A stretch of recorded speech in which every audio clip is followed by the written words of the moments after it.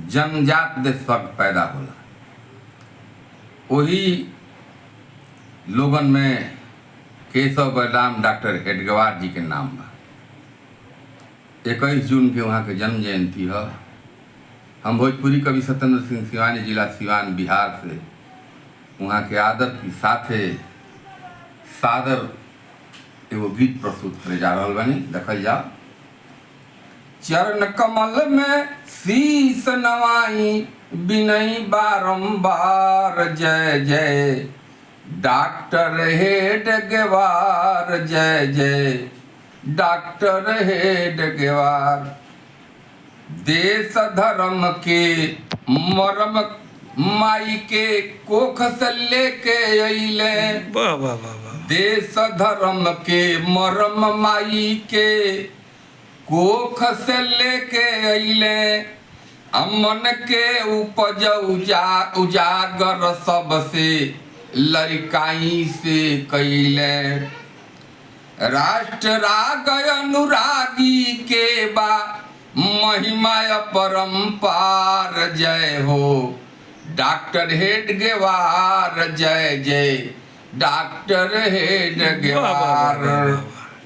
दंड हाथ में कंठ से भारत माता के गोहरा में, दंड हाथ में कंठ से भारत माता के गोहरा में। दाग न लागे करिया टोपी मणि माथ पर भावे।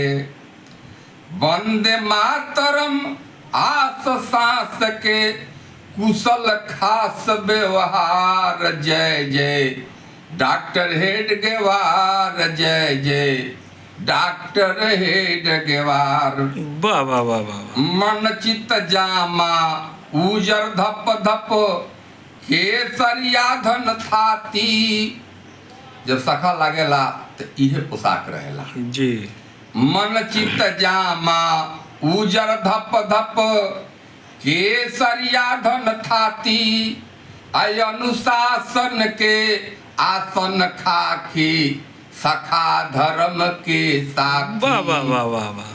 गुरु दक्षिणा गुरु ध्वज ईमान के दे गईले उपहार, जय जय डॉक्टर हेडगेवार, जय जय डॉक्टर हेडगेवार। बहुत खूब।